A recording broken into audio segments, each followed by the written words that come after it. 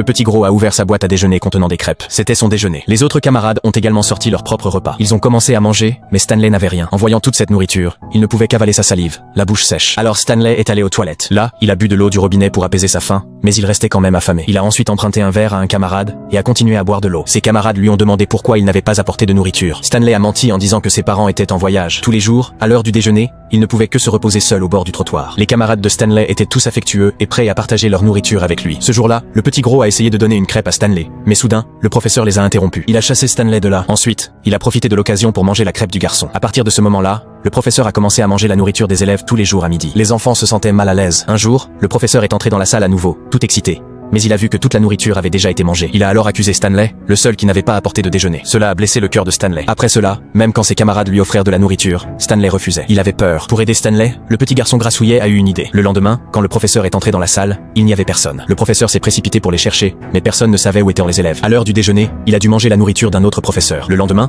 il a regardé avec envie les boîtes à déjeuner et a demandé au petit gros où ils prévoyaient de manger. Le garçon a menti, disant qu'ils allaient manger dans la cour. Mais en arrivant là-bas, le professeur ne les a pas trouvés. Il est devenu nerveux. La vérité était que Stanley et ses camarades étaient cachés sur le toit pour manger en paix. Mais malheureusement, le professeur les a trouvés. Il a déversé toute sa colère sur Stanley et l'a menacé en disant que s'il n'apportait pas de nourriture, il ne devrait plus venir à l'école. Le lendemain, Stanley n'est vraiment pas allé en classe. Les camarades ont regardé le professeur avec colère. À l'heure du déjeuner, tout le monde ressentait beaucoup le manque de Stanley. Il n'avait même pas envie de manger. Quelques jours plus tard, Stanley est allé dans le bureau du professeur. Il a sorti une vieille boîte à déjeuner de son sac à dos et a demandé s'il pouvait retourner en classe. Le professeur a enlevé ses lunettes, ressentant une profonde culpabilité. Et puis, il a quitté l'école pour toujours. En réalité, l'histoire de Stanley était très triste. Il n'avait pas de foyer. Ses parents étaient morts. Il travaillait dans un restaurant. La nuit, il dormait sur une table à manger. Il allumait une bougie devant les photos de ses parents. Dans les rêves de Stanley, il partageait de la nourriture avec tous ses camarades. Et tous les professeurs l'aimaient bien. C'était le rêve le plus modeste et le plus sincère de Stanley.